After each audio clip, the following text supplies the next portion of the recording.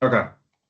So hopefully that's recording. If not, I'm happy to re-record it another time. But today I'm just going to be covering how I ran the afterburner simulation, everything from the import all the way through the setup and solution, and then the final outputs in Ansys Fluent. I want to preface it by saying I'm completely self-taught. There's a lot of things that I don't know, and the rabbit hole goes way farther than I've explored thus far, and what will be covered today. But without further ado, we can get started. If you have questions, please just jump in because my Teams is going to be minimized, so I won't have a chance to see you guys. So interrupt me whenever. But we'll start off by saying making sure you have everything downloaded, which is obviously Fluent, Workbench, all that fun stuff, and then obviously your VPN. You need your VPN to run Fluent unless you're on the VT Wi-Fi, which is on campus or within a campus building.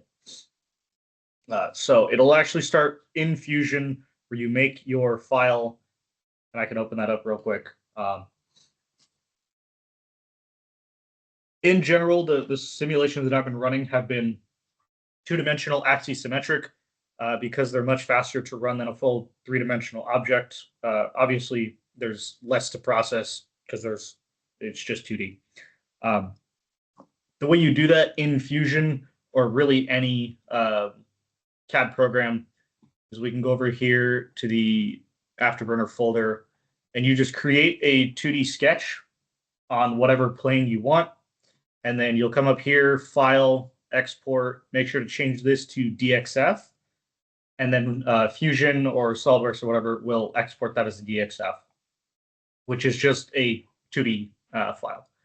So once you do that, you come over here, you can click and drag in.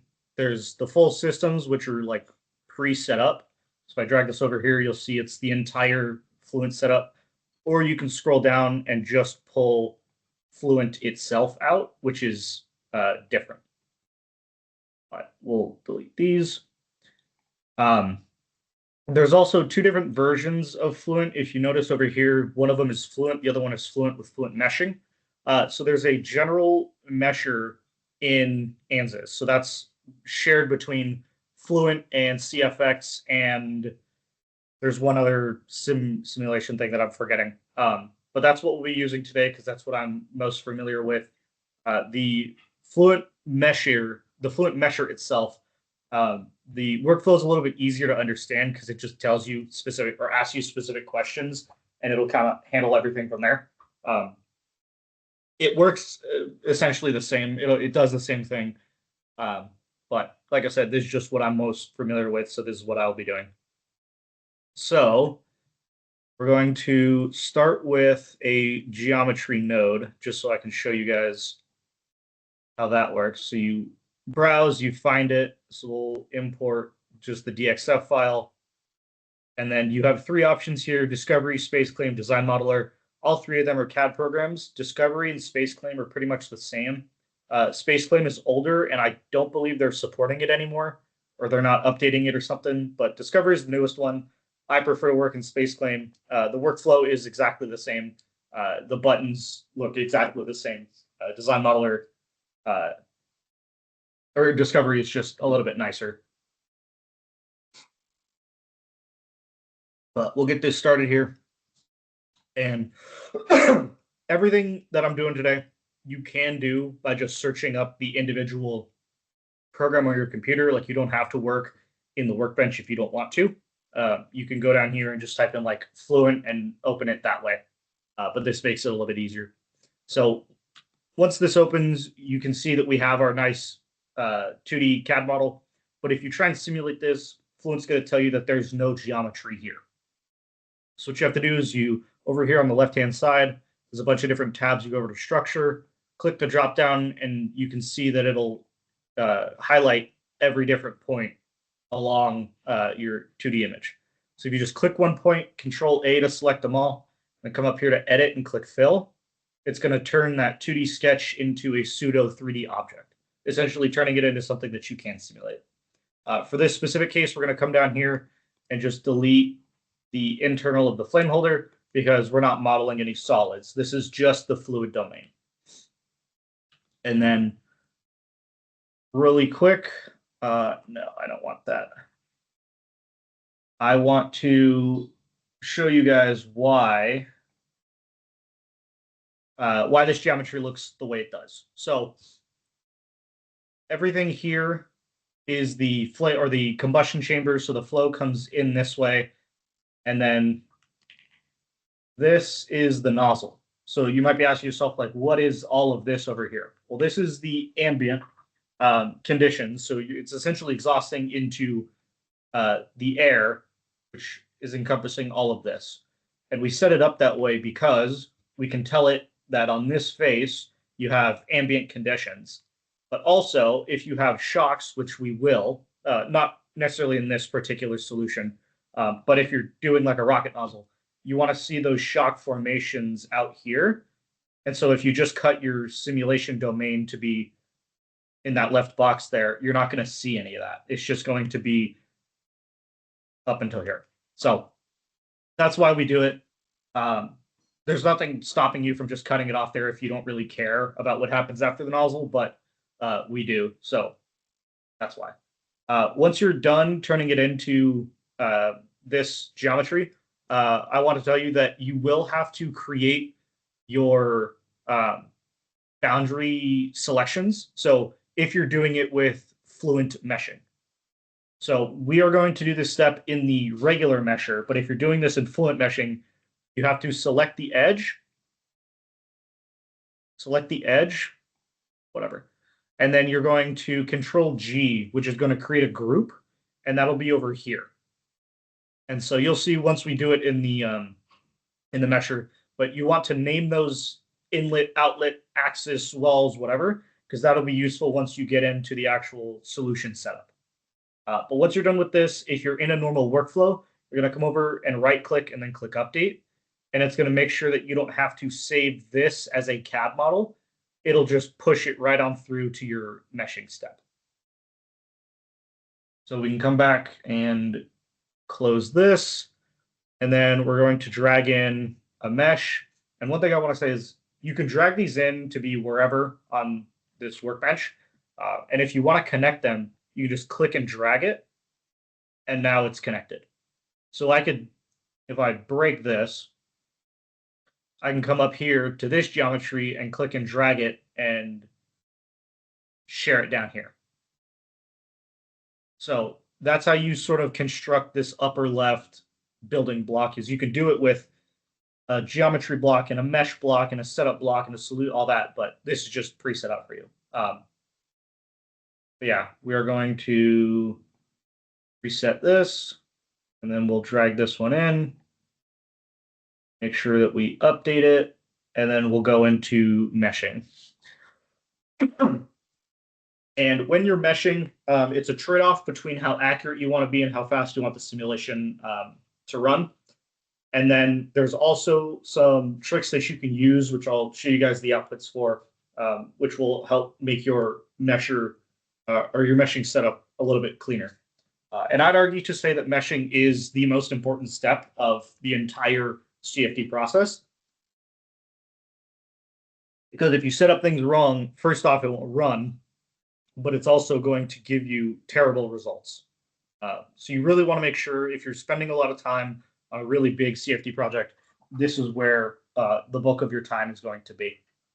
So you can see our nice object in here. Otherwise, like I said before, if you didn't go into Space Claim and do that fill thing, when you try and import it here, it's going to tell you that there's nothing to import. So we're just going to click on this Z-axis down here. So we're facing normal to this plane. We're going to come down to this mesh object.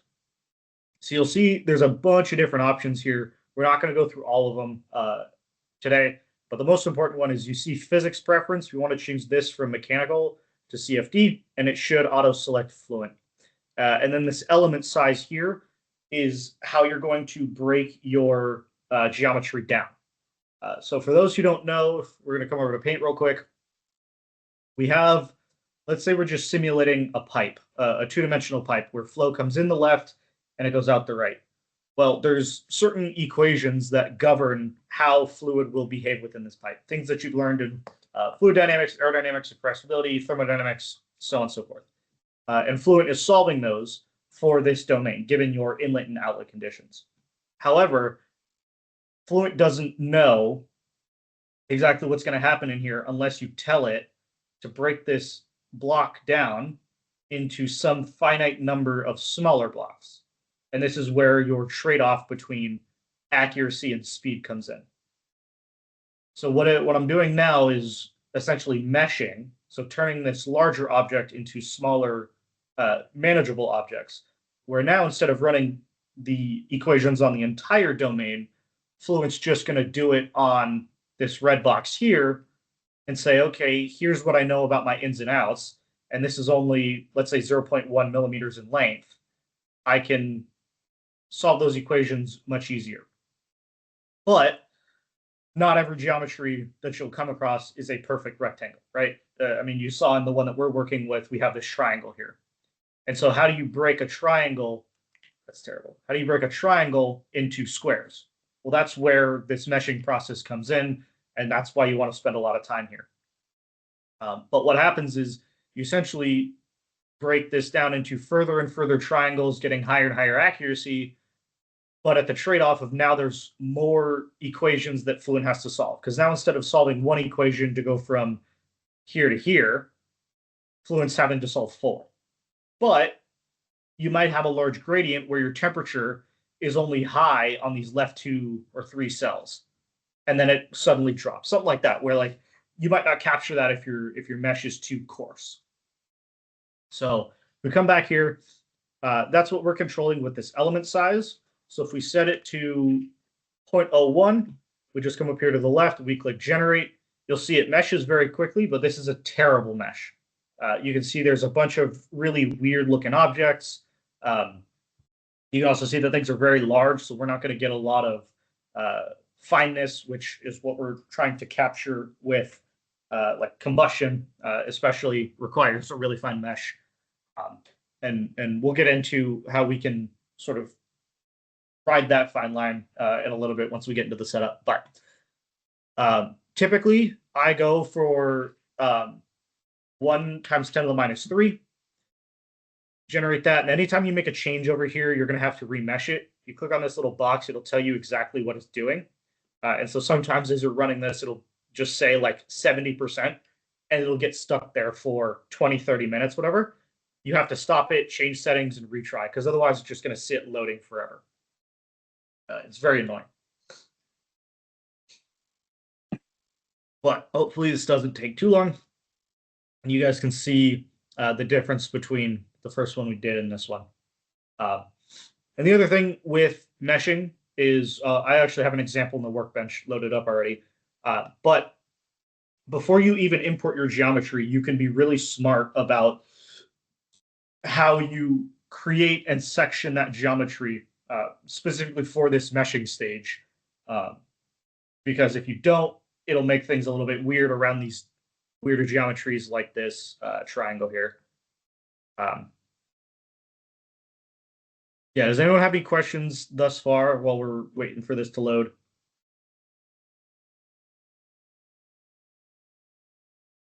Okay, perfect. Awesome.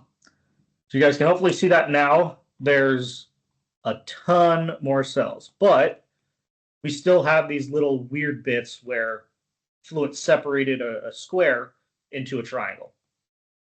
They're all over here, and typically if you're lazy like me doing most of these runs, you'll just leave it like this and call it a day. But you really don't want these in here because this is going to, again, make Fluent take longer to process.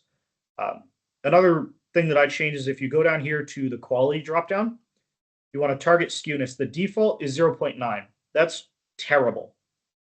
So skewness is how angled your cell is. So on the left here, a perfect square would have a skewness of 0. On the right, a parallelogram, or I guess a horizontal line, would have a skewness of 1.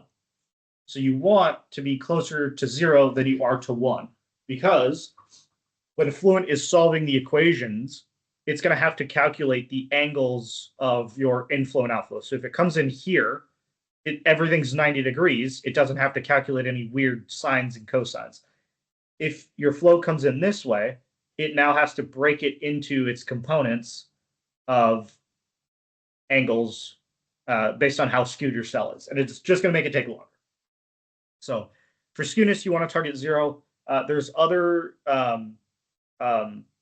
mesh metrics. So if you come up here, you'll see like aspect ratio, which is the ratio of your horizontal to your vertical. So again, you want your aspect ratio to be close to 1, which is a perfect square. You don't want it to be like a bunch of super thin horizontal or vertical rectangles, which the mesher will generate sometimes. Again, because it just makes Fluent take longer to run.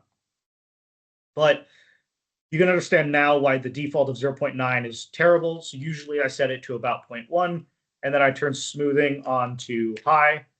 And I'm hoping this doesn't take too long to redo. But some of those bits should go away. And then while we're at it, you can go down here into advanced, and there's like number of CPUs for parallel processing. Our license restricts us to 4. I usually just leave it to program controlled, and it works well enough. And then sizing, you can also mess with these like adaptive sizing, so it'll change the element size based on curvature. So if like down here at the nozzle, if you want to capture the curvature of the nozzle, it'll increase that. You can also have it capture proximity to your walls. So there's this value called Y+, which allows you to fully capture the boundary layer formation, because boundary layers are very complex phenomena.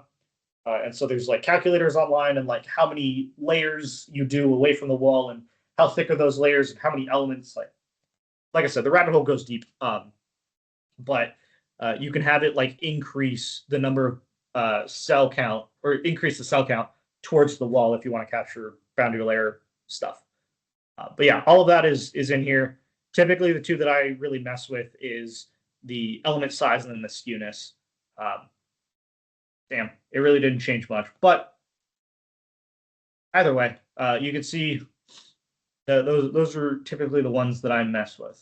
But what I was saying earlier is you can be really smart about how you segment your geometry coming from Fusion. So instead of just exporting it as one flat thing, you can go over here, and if we have our extend this away. If we have our afterburner that looks kind of something like this, right? What we can do is instead of just saying all of this is one piece, we can section off different pieces that may give us issues. Like let's say this is the throat. And so what you can do is you can set sizing. That's another thing. Yeah, I'll get to that. But you can see now that it would be much easier to turn this into a bunch of squares than it would be the one next to it, which has this weird triangle thing in it. And so what you'll see here is this is a perfectly mapped mesh. So this took some effort to get, but you can see like even down here, all the elements are just about perfect squares. And with the aspect ratio and the skewness, there's only so much you can do if you have things inside your geometry, like if it's not just a perfect square. But if we go down here and we look at our skewness, you can see that most of my elements are between 0 and 0.04, which is perfect. There's also a way that you can have it display the number of cells that are above or below a certain skewness or orthogonality or aspect ratio. We won't get into that, but you can do that and sort of inspect it. Well, in here, you might be asking how I did that. Well, I split into these different sections. So all of these are now their own thing. And if you click this drop down, you can see there's things called face meshing. So face meshing is up here in this little dialog area. And so what you do, click face meshing, you click your area, and then you have to click apply. If you don't click apply, it won't save. But it essentially will try and unwrap this area into a flat rectangle. So that's where you start getting into the really smart places of segmenting your geometry like this and here, where like if you try and just do this as one entire thing, it's not going to work out nicely. But if you just try and have Fluent or the mesher play around with just this area, like most of it's a rectangle, and you'll be fine. And so you use all those, and that'll help you get this really nice looking mesh. The other thing you can do is you might say, well, hey, I want to know what's happening at the throat of my nozzle. So what you can do is you can click sizing, find the line that selects the throat of your nozzle, click apply, and then you can come down here and you can see where it says element size. There's some options here. So you can say that right at the throat, I want the element size to be like 1 times 10 to the minus 6 because I'm expecting a shockwave there and I want higher fidelity.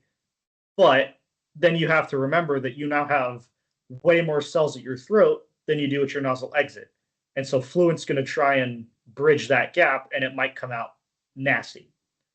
So you can get like really high fidelity, but it takes a lot of extra effort to make sure that your mesh is still good. Yeah, that's the general gist of meshing. Up here, if you see these little green boxes, this is how you can select different parts of your geometry. So the one that I've been using is edge select, and that's going to allow you to select edges. But really, it's the important parts of your mesh. And so what I was talking about earlier with your boundary conditions, and you have to tell Fluent like what is what. You see, I selected all of this here, which is my centerline axis. And I'm going to right click and create name selection. And here I'm just going to say that it's axis and it pops up here. You have to do the same thing in your geometry step if you're using the Fluent mesher, because Fluent meshing won't allow you to do this, or at least I haven't figured out how to. But we're going to continue to do that. So we come over here. This is our inlet. And we're going to say it's a mass flow inlet. We can also call it inlet and then change what type of inlet it is once we get into Fluent, and I'll show you guys that. But this just makes it so that Fluent will automatically detect what it is and set it for us. It makes things run a little bit faster because then you don't have to go in and change it yourself. We go here, create name selection. We're going to just call this outlet. That way I can show you guys. It should default to a pressure outlet. But then we zoom in here and we can select all these. You just hold control and you can continue selecting all these. And all of these are our, oh, not that one. This one, and these are all walls. Create name selection and wall. Perfect. Now, once you're done with this, you go back to Workbench, you right click and you click update. And it won't happen here because it's not an actual Fluent block that it's feeding into, but it'll load in here. It'll tell you you're good. And then you'll get a little dialog box in the mesher that says the mesh translation to Fluent was successful. If that doesn't happen, then obviously there's an issue, but I've never had an issue happen, so I wouldn't worry about it too much. Does anyone have any questions about meshing before I move on?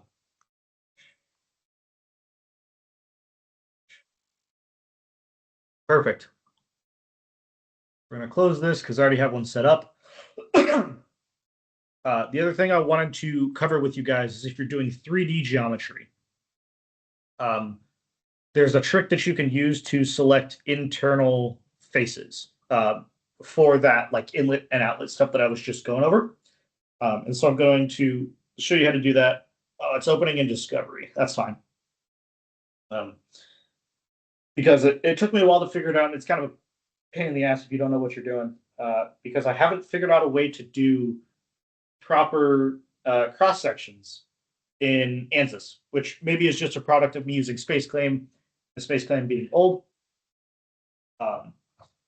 But as Discovery loads, I'll show you guys. And then we'll move on to the actual setup of the thing.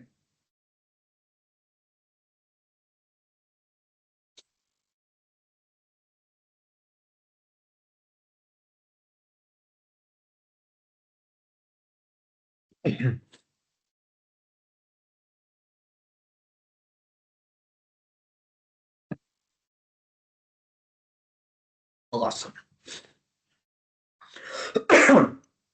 And I should also say, one thing that I've been sort of dipping my toe into, and I will be happy to make another video about once I fully understand it, is the uh, design exploration, which is like a built-in optimizer um, into the Ansys workbench. It's called OptiSlang. It's way down here in the bottom of the left-hand side, but essentially it'll allow you to automatically set up your meshing and your post-processing and all that stuff, and then you can have it optimized for a specific condition.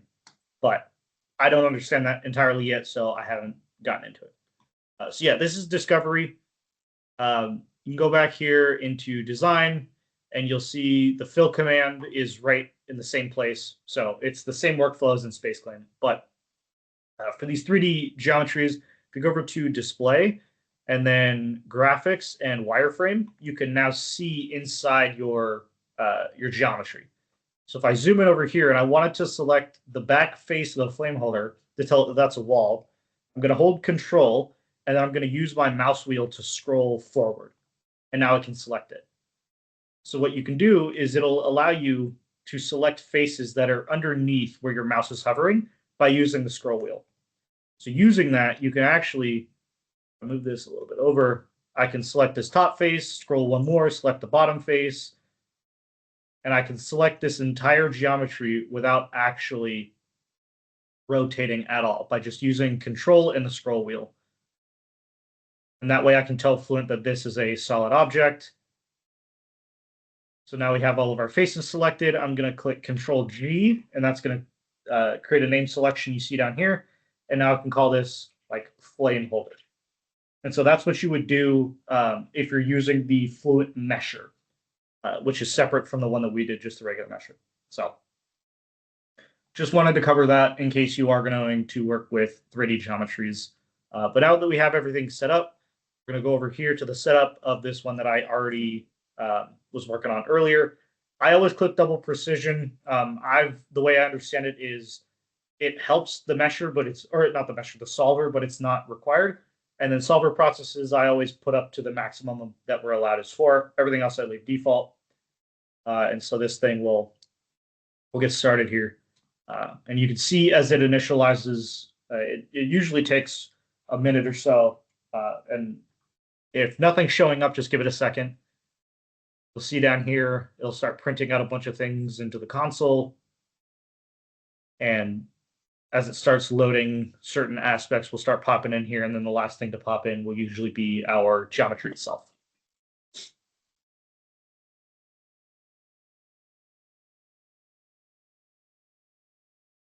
And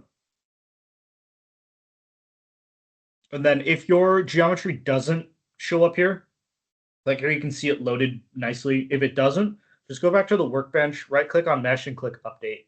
And that should load it in for you. But now we get into the actual meat of the CFD process. This is the second longest and second most important. Obviously, you need to set up your process correctly if you want to get the correct results. For everything that we are going to be doing, we're going to be using pressure-based.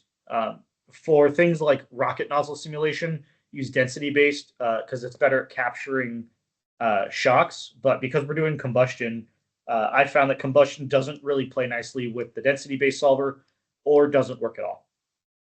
We're going to do Axisymmetric, and that's where we set up this axis. So everything here is going to be equal on the top and the bottom. Axisymmetric swirl allows you to add in a Z component to any of your values, whereas Axisymmetric confines you to an X and a Y. So it allows you to do things like a pressure swirl injector, which we're not going to be doing today, but it's an option there. You can also come up here, and if you click Perform Mesh Check, you can see a bunch of information about your mesh. And also quality, improve the mesh quality. You can tell it I want to improve 90% of the mesh, and I'll give you 50 iterations to do it. And it'll tell you down here, like, hey, I found 376 cells, and it improved them. If you do perform mesh check, and it gives you an error, that's typically because your geometry lies below the x-axis, and you're doing an axisymmetric. So what you'll do is you'll come up here, transform, translate, and you'll see Y min for us is 0. Sometimes this will be a negative number. You can just come up here and tell it to move up by whatever this amount is. So that way your Y min is 0 or positive. Just in case any of you guys run into that. We are doing a steady simulation. Transient is massively more complex and a pain in the ass to work with, but that's everything from general. We come down here to models, and I should also say, like, everything on this left-hand side here can be found in this upper banner. It's honestly up to preference, however you want to do that. I typically work on the left-hand side, but we're going to go over here. We're going to turn the energy equation on because we're using temperature. We're going to use the K omega SST, and then we're going to add viscous heating. This is a pretty good model from what I understand, but you can obviously see there's a bunch of them depending on what case you actually want to run. So we're going to click OK. Come down here to species, and I'm double clicking to open all of these. You can also right click and click edit. But we're going to do a species transport. Under the mixture material, we're going to use the built-in kerosene air. There it is, the kerosene air mixture. We're going to click volumetric, which will bring up this extra dialog box. We're going to change it to eddy dissipation. And then we're going to select down here our boundary species. We want to select everything except our oxygen, because that's what's going to be flowing into our mass flow inlet, and remove it. And you'll see that in a second. Then we click OK. Everything's good to go as far as that goes. Then we come down here to discrete phase. We open this up. Make sure you click this checkbox, interaction with continuous phase. If you don't, nothing will happen, and it's very annoying. Everything else you can leave default. We can click OK. Then we open our injections, create, and this is how we're actually going to be inserting fuel into the flow. So you can name it whatever. So we're going to say like fuel 1. This is if you have multiple fuel sources. We're going to change our particle type to droplet, and then we're going to change our material down here. There's kerosene liquid. Our evaporating species, you'll see, is C12H23, which is from the kerosene air mixture template we enabled in the species transport. And C12H23 is a surrogate fuel, which because jet fuel is very complex hydrocarbon, what you can do is you use a surrogate fuel which behaves the same but is simpler. So this one is C12H23. There's a bunch of them. Whereas like regular Jet A that you would find in an airport is like this massive string of hydrocarbons. But yeah, leave all that up here in the injection type. You can change it to pressure swirl atomizer if you do axisymmetric swirl. But because we're just doing this regular one, we're just going to use single. We're going to tell it the X position is, let's see if I remember, 051. You also have to remember all of these are in meters. And our model was designed in millimeters, so you have to convert over. Just move the decimal place. Our Y position will be 0.0355, because that's our outer wall diameter. And then we're going to give it a negative 40 meters per second inflow velocity. This is a number that I've been playing around with. The math works out for our specific injectors and fuel type to be like some ungodly low number. And so I've been messing around with what this should be and the other injector types as well to see what's going to work best for us. Down here, we're going to change our flow rate to 0.155. This came from our 930 grams per second per minute of flow rate, and then we split that 4 ways and convert it into kilograms per second. And then our temperature is 300 Kelvin because we're just injecting at regular room temperature. And so if we go down here and we click update injection display, you can see that it'll show up right here. This is not where I want my fuel to be, so I need to move this back to like 3.5. Nope. We'll say like, what is it, 1.5? Yeah, that's our 0. So we'll just bump this to like, I don't know, 0.8. Nope. 1.3. Oh, I'm going in the wrong direction. There we go. That's where I wanted to be. So you can see now it's showing exactly starting at the edge, facing inward. We have a downward velocity, which is good. And this is where we wanted our fuel probe to be. You can mess around with where this is placed, but you do have to remember that at least for this specific case of an afterburner, you want your fuel to fully combust before it exits your combustion chamber. But yeah, you can mess around with that. And so we click OK, and then we click close. Also, if you're doing multiple injections, you can make your life a little bit easier. So if I create another one here, and I just do like field 2, I click OK. I can select both of these, click set. And then if I scroll down here to point properties, I can just make them both the same. So if I wanted, like, let's say both of them to have a temperature of like 500 Kelvin, I can click apply. And now if I go back into just the first one, you can see that it updated that. So if you're doing multiple fuel injections that all have same properties for some of these values, it can make your life a little bit quicker. We're going to delete our fuel 2, and we're good to go from there. Now we're going to come down here. We're going to select materials, fluid, air. We're going to change the density to ideal gas, and we're going to change this the viscosity to Sutherland. The Sutherland model is just a good viscosity model. Ideal gas will allow us to measure the Mach number, although I've been having some issues with it recently. But then we'll click Change Create and Close. And that's everything for the models. Now we come down here to boundary conditions. And I'm realizing that for this one, I did not set up the boundary conditions correctly. But that's okay. So you can see here, there's only internal and wall. And that's because over in this mesh setup, I didn't properly select all the walls and all that. So I'm just going to do that real quick. I can't believe I forgot that. While this loads, does anyone have any questions as I go through this?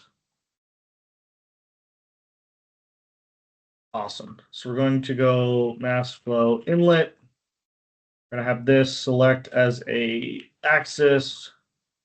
This one's going to be a pressure outlet.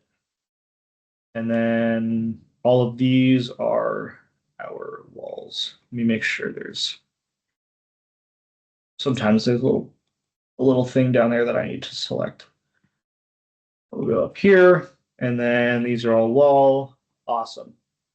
So again, these are our main selections we just created. We go back to the workbench and we click, let me make sure this is open so you guys can see it. We click update, and the mesh translation to Fluent was successful. Perfect. So now we can close this. We go into Fluent, and we click up here, refresh input data in the upper left. And that's just going to load in the changes that we just made. So now our boundary conditions should update. As it loads.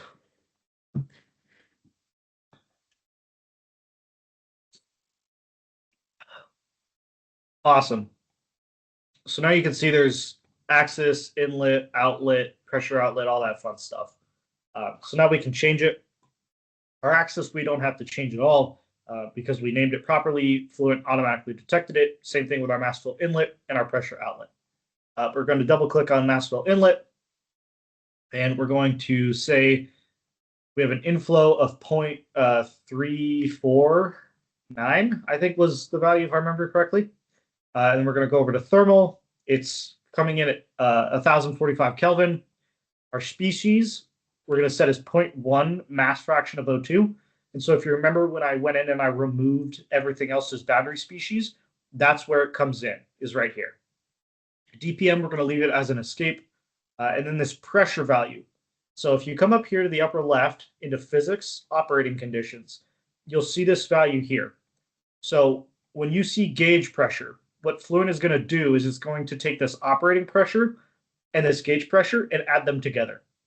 So if you intend this value to be like what we want it to be, which is 310,000 pascals, Fluent is going to take this, add it to the 101,325 that we have over here, And we're now going to have 400,000 pascals, which is above where we want it to be. So we're going to drop this to just 101, and then we just want this to be 209. Perfect. The turbulent stuff, we're going to leave default for now. We click apply, close. We can close this as well. Come over here to pressure outlet. And same thing with the gauge pressure. But the problem is here, our ambient pressure that we want is 95,000 pascals, which is lower than the 101 kPa that we had in our operating condition here. If you set this value to be negative, Fluent is going to break. It doesn't like that. And that's because of the, I think it's the ideal gas law. No, it's with the combustion stuff. The combustion, essentially, when you have a zero value or a negative pressure value, it causes your density to explode to like infinity, and it just breaks. So we're just going to set this to 1,000 and be good to go from there. 3,000 Kelvin, we're good as ambient conditions, and then these two we can just leave as they are. Click apply, close, and that's all of our boundary conditions set up. We don't have to touch our wall. We don't have to touch any of this other stuff. So now we come down here to methods, and you'll see, I guess I didn't do it. Sometimes it'll change some of these to first order upwind. You always want them to be second order upwind. It'll give you better results. And the rest of this you don't have to mess with. Again, controls you don't have to mess with. This is just for if your solution is diverging. It essentially tells you or tells Fluent like how much each value is allowed to change every iteration. It's like to help prevent Fluent from having flows that are going to explode. So like if you have a really high pressure thing going into a low pressure area, you want to make sure that it's not going to like explode the pressure tracking. And so it'll help it converge, but we don't have to touch any of these for us. Come down here to monitors, residual, and all these default values of 0.001 are pretty high. We're just going to copy this times 10 to the minus 6 and just paste it for all the values except for our values for combustion, so our particle tracking, because we don't really care about that. It's more continuity, velocities, energies, and then our turbulence stuff. And so the lower this goes, the more accurate you can trust your results, but the longer it takes. So usually 10 to the minus 6 or minus 8 is usually about where I'm at. You can click OK. We're good to go there. Now, we can come over here to initialization. I usually use standard as initialization from your inlet, because for some of these flows, things can get a little screwy if you use hybrid. That's not to say that the hybrid is bad. It's just better and worse in certain cases. What you can also do for hybrid is if you click more settings, you can give it like 100 or 1,000 iterations, which will print over here instead of just the default 10. But we're going to do standard from our master flow inlet. All these values look good as to what we set. And then we're going to click initialize. It's going to take a second to load as it essentially runs a very high level analysis of what's going to happen in every cell just to get things started.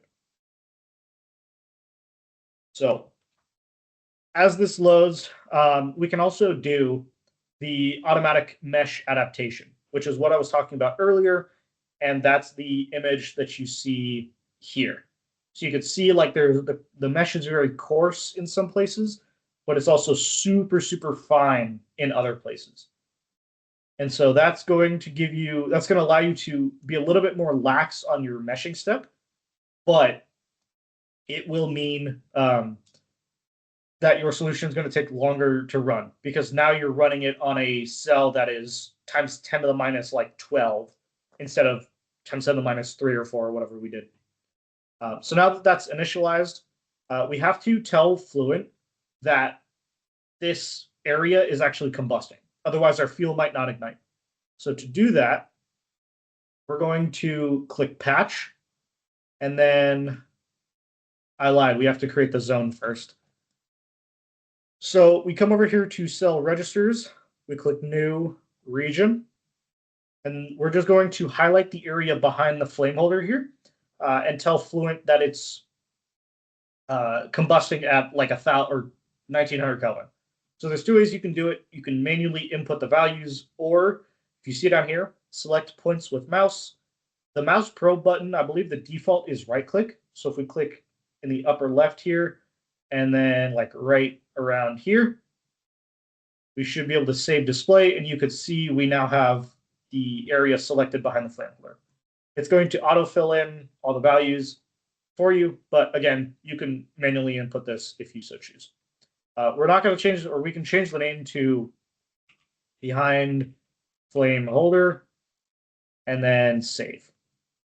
So now if we come over here to back to initialization, which the task is already up, but if you want, you could just double click it again. We're going to click patch. We're going to patch the temperature in this this behind flame holder region to be 1993 Kelvin, which is the temperature of combustion that we're expecting, and that came from our MATLAB calculations. So we're going to click patch, and that's going to tell Fluent that right here, it should be almost 2000 Kelvin to make sure our fuel ignites. Now, if you want to do automatic mesh adaptation, come in here, double click it, new, and then predefined criteria, combustion, flame indicator. We're just going to click OK. We're going to tell it that it can refine every 150 iterations. And then if we click, or we're going to also enable prismatic adaptation. We're going to click OK.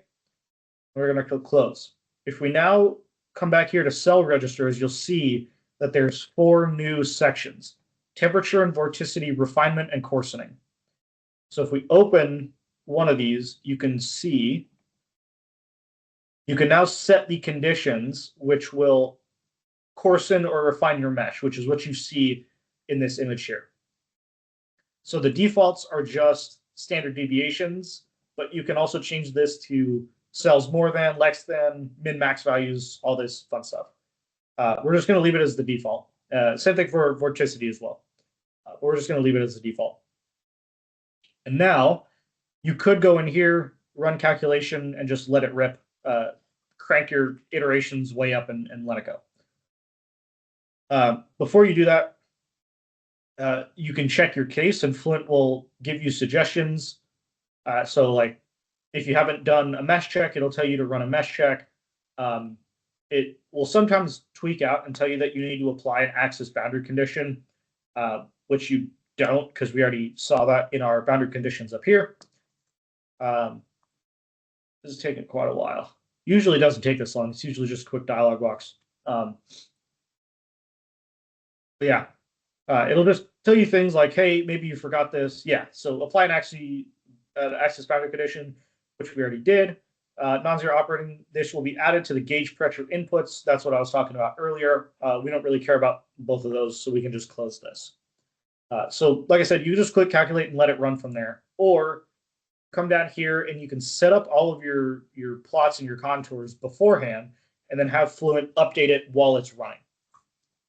And so what you can do is, if we want to view the mesh, so we set up mesh adaptation. If we want to view that as it's running, we can just have it highlight the mesh here, save display, and you can see now we have our mesh. So then we close, and it's created a mesh object. Let's say we also want to track the temperature, the static temperature. Again, we want to apply it to the interior surface, which is just our entire volume. And then personal preference, I come down here to color map options, and then I change it from exponential to float. It's just a little bit easier to read and understand. Then we click save. You can also change the name, but if we save it, you could see that's where our patch came in. So if we right click, it'll tell us the value in that area. And you could do that at any point in your flow. So if we right click up here, it'll tell us our value. But you'd see our patch work successfully. It's really hot behind the flame holder. But we can close this, and then if you come down here to scene, open this up, you can name it and title it whatever you want, but you see there's 2 objects here now. And it's going to be everything that you have. So any mesh, any contour, vectors, path lines, all that stuff. And we can now overlay these to be one object. So if we change this to like 50%, and then we save display, it's going to display the mesh and the contour at the same time. And so where that's useful is like if you're doing a 3D solution, you can get like cross sections across your flow and have those show up. The reason I'm doing mesh and contour is because I want to see the mesh refinement at these specific areas, like you see here. So then we can save that and close it. And so now we can go over to solution. And then under activities, we create solution animation. And that's a lot of this is not going to show up unless you initialize first. So make sure you do that. But we can initial or save our scene one. The HSF file is usually what I leave it to. Record after every whatever iterations. Again, you can change that. Like if we're doing our mesh adaptation every 150 iterations, you might want to just set this to 150 and have it update every time the mesh adapts. Or if you want to leave it as one, whatever. We're not going to do this because that's going to take forever. I'm obviously not going to run this. So I'm going to open up the one that I already have. But you can do this as well. And you come over here, make sure your number of iterations is up, your reporting interval and profile update interval. So I'm fairly certain the profile update interval is for images in your window here. And then the reporting interval is, let's see, I can just start it really quick. You'll get a plot of your scaled residuals, which tells you whether your solution is converging or diverging. And that will tell you, that'll update every whatever interval you say here. So if you don't care that much, you can say, I want it to update every 10 intervals. If you care a lot, you can have it update every interval. It's just how you want to track your solution. Okay. Okay, perfect. I just want to make sure I wasn't missing anything. So yeah, I was kind of hoping that this would start. Sometimes it takes a second, but any other questions as that's loading on any of this solution setup process or anything here? Awesome. And it's, yeah, this is the downside of running it on my computer, is my computer is slow. But if you see in here, I'm just going to stop it. That way we don't get too far out of hand. But these are your scaled residuals. You want these to trend downward towards that, the 1 times 10 to the minus 6 that we set earlier. Fluent will automatically stop if you do converge. It'll tell you like, hey, solution has converged. It'll also stop if your solution is divergent, which is never good. But you can see all of the values that we're tracking here. So continuity, velocities, energy, all that fun stuff. And then this is where your profile update interval comes in. So here it's updating every single interval. So it'll tell me what's happening each time it runs. But you can change this to be higher if you don't care that much. It's also going to tell you values like, hey, you have reversed flow here. I typically don't worry about that because we have recirculations. Flow is going to be reversed within that flow. Yeah. And then this should update, but we don't really have any information for it to update with, so it's just going to look the same, which is fine. So now I'm going to go over to here, and I'm going to import case and data, which is going to replace everything. We're just going to go to my OneDrive desktop. We're going to open this one. And we should be able to see what this simulation will output if you give it enough time to run. It's going to take a while to load because that is quite a large file. If you are like running a simulation like this and you get to the setup step and you're like, hey, I have something to do, I want to close out of this, just come up here, file, save, and it'll save this entire project as one thing. Which will allow you to just reopen and, oh man.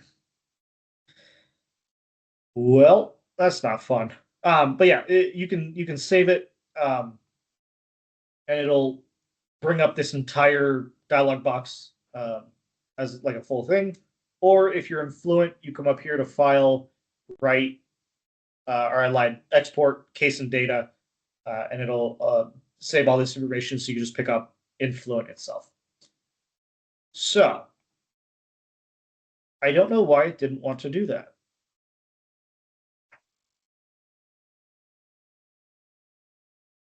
Why is this thing not playing nice? This is the fun part, is like sometimes you really expect it to work and it just doesn't. Fluent fights you. Interesting. Well, let's open this one. This is the one that I ran yesterday. I hope that this one will load. If not, then we'll open Fluent as a standalone and have it import from there. Let's see if that likes it a little bit nicer. Does anyone have any questions? Awesome. Let's give it a second to load, and if it doesn't load, then I'm going to cry. But that one was working yesterday. All right. It just hates me. Unless it is still loading. Oh, it is. It says awesome. Oh, there's another thing that I forgot to tell you guys. So we set an axisymmetric boundary condition to view, so you can see like this is the doubled version of the afterburner. If we come up here to view, and then views on the left hand side, if you select axis and then apply, it'll mirror it over your axis. So this solution is not the one that I meant. I had made some other changes since then, but that one doesn't want to load. But you can see all of the mesh adaptions. So here up top, these large ones are our original ones, and then all of these tiny ones are the refinements it's made based on vorticity. The temperature one wasn't working yesterday, which is why I ran a new simulation. But you can kind of see what that was doing and how certain areas of higher interest to combustion, like vorticity, are going to be more refined. And then you also have your boundary layer on your wall. There's also, like right here at the nozzle exit, there's going to be a lot of turbulence. So a lot of this area is going to be refined pretty tiny. And all of this takes a long time to compute, but it takes a lot less time to compute it like this than it would be if you made your entire mesh out of these super tiny cells. And you can control how tiny those cells go. If you go over to mesh adaptation and then general adaptation controls, you could control how small you're allowing those cells to get. So like if you're doing something that requires a like really high fidelity, you can drop that down with like 8 zeros, but it's going to take a long time to load. So like I said, it's kind of a trade-off. But this is going to be faster and more accurate. It sort of sits in the middle of a super coarse mesh, which is what we had, versus a super fine mesh. But if we come down here into what's probably going to make me... Yeah, it's not loading. That really sucks. All right, give me 1 second. Let me see if I can figure that out. Because I want to show you guys the outputs of it. That way you can see where it's refining based on combustion stuff.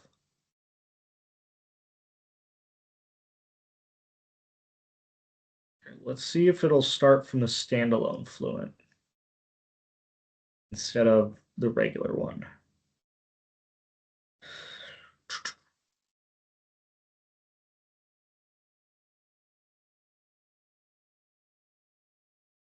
This really sucks, man.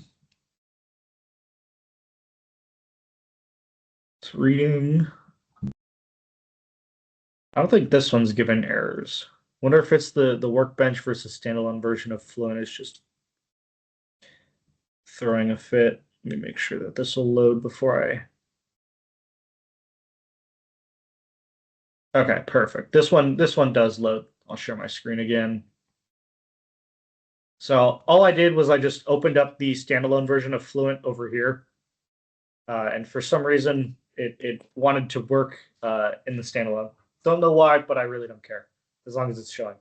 But this is the one that I was running earlier. You can kind of see where it's refining way down. The mesh wasn't perfect going into it, but you can see a lot finer than what we were working with before. And then especially where it gets like really hot along combustion, we're refining as well. But one kind of issue with this is you might see there's not really any burning happening within our afterburner.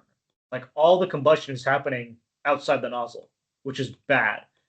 And there's also like no flame stabilization behind the flame holder because our fuel is getting blown out the back.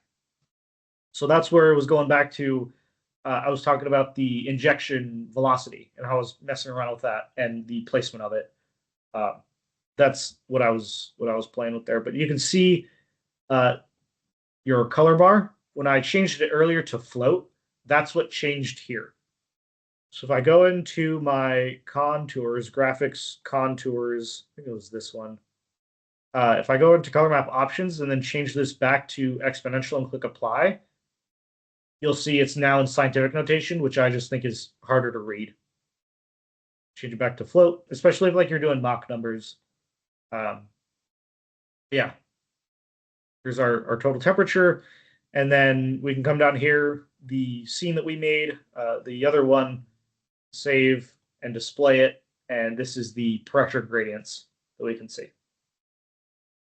So you can see right at our exit, our pressure is pretty much even with ambient, which is good.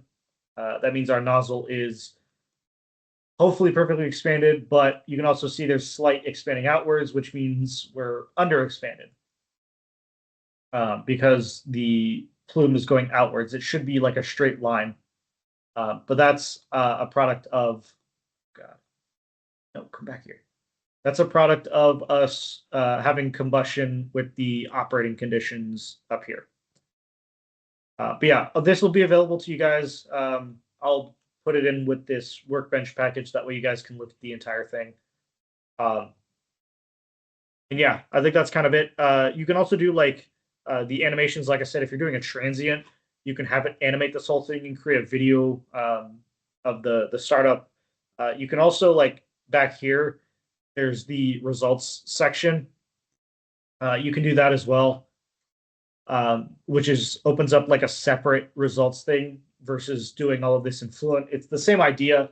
It's just like the mesh versus Fluent meshing. It just looks a little bit different. You can also, if you're doing like a 3D stuff, you can insert your own like cross-sectional planes. I don't think it's going to let me do it here because this is a two-dimensional object. But if we're creating a contour, we can do. Yeah, you can. But if you like create a contour, you create any of these, new surface, and then you click here plane, it'll bring up a dialog box that will let you control X, Y, Y, Z, whatever, and where along your object that is. And then you can display along that cross-sectional cutout. So like if we wanted to look behind the flame holder of like the turbulence created, we could do that. So we can come down here and look at turbulence, intensity, and then display it. And you'll see. This one doesn't have the mesh on it. This is just the values. We can also look at things like our mass fraction of our fuel. So where's our fuel going? All out the back. Not good. It should be highest concentration up here. Like I said, there's still some issues. We can also look at like oxygen. Where's oxygen high and low? So we have a lot of oxygen inside the afterburner, and then it kind of fades out as we get out there. But yeah, that's kind of the gist of it. I think I covered everything. Do you guys have any questions or any final things that you want me to cover really quick? Otherwise, I think I think we're just good here. a quick general question. Yes. For the fuel, since it wasn't really getting ignited in the part where we wanted to, is there a way to inject it at an angle? in Yes. the combustion chamber? Okay. Yes. So actually, I just closed Fluent, but when you set up that injection, uh, the injection itself, you can give it an X and a Y component of velocity. So the one that we set up just had a negative Y velocity, so it's just pointing straight down. But you can tell it that it's has like 10 meters per second of X velocity, and that'll angle it. I just haven't been doing that. Okay, thanks. Um, I'm going to share my screen one more time. And you guys can see these are the kind of videos that Fluent will create. So this was a transient simulation of an old version of the nozzle. This took like several hours, and it's only an 8-second video. So just a massive amount of computational time. This was also running on my computer, so things might be a little bit faster running on the supercomputer. But you can see how Fluent will like automatically ramp it up for you. And you can go and like you can tell it to ramp up certain parts of your flow at different rates. And um, um, I should probably cover user-defined functions really quick. All right, let me open up Fluent one more time, and I'll show you guys.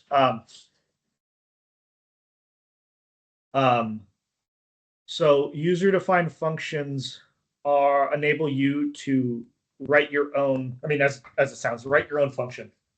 So if you don't want to measure velocity or temperature or whatever, and you want to calculate some other value, like if you want to calculate the Reynolds number, you can do that using a user-defined function. You just have to write it yourself. I'm sure things like Reynolds number are probably in here, but just as an example, you could do that. So as this thing loads, it'll be up here in the user-defined section. So there's custom field functions and there's custom user functions. Let me file read. Should work in this one.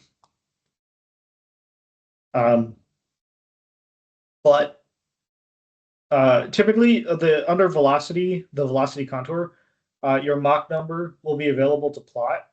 When you do combustion, usually it goes away because you're no longer just having air, and so it becomes a little bit more complex to do it. But you could do a pseudo workaround. So we're going to do a custom field function, and the fields are what you would plot in contour, which is why we're doing a field function versus a user function. So we're just going to come up here, and you can see it opens this dialog box. Well, if we wanted to plot our Mach number, what we can do is we go down here to velocity magnitude, we click select, and we'll put it in here. Divided by, we need to go back actually. It's, where is it? Square root of gamma, which gamma is defined also as, it's, I think CP minus R over CP or something like that. Let me do it real quick. R over. Nope. God. You can. I know you can rewrite it. I did it before. Let me see if I have a picture saved on my phone of the equation.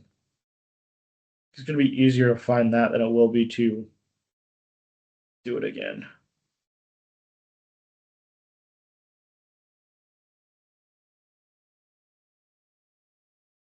Where's my... All right, whatever. I can't find it right now.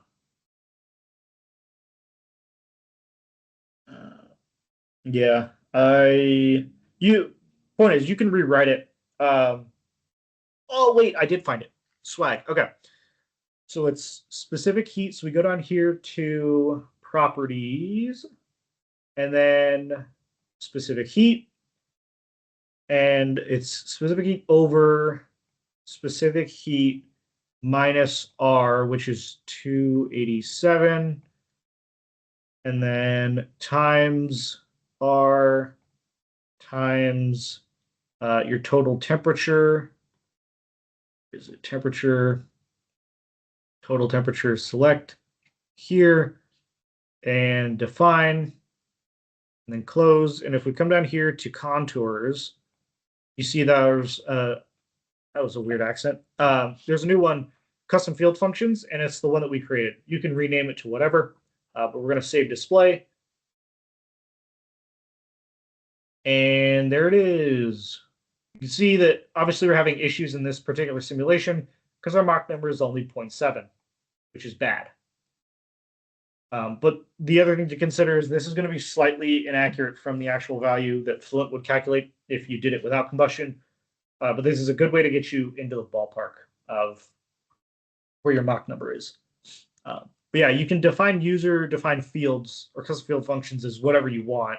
There's a whole host of things here that you can use to calculate different values and then plot them, whatever's of interest to you. Back to your question, Daniel, if we go up here to models and discrete phase and open our injector, you can see that our x velocity is 0. So if we give this like a 10 meter per second, it's now angled. So you can play around with this.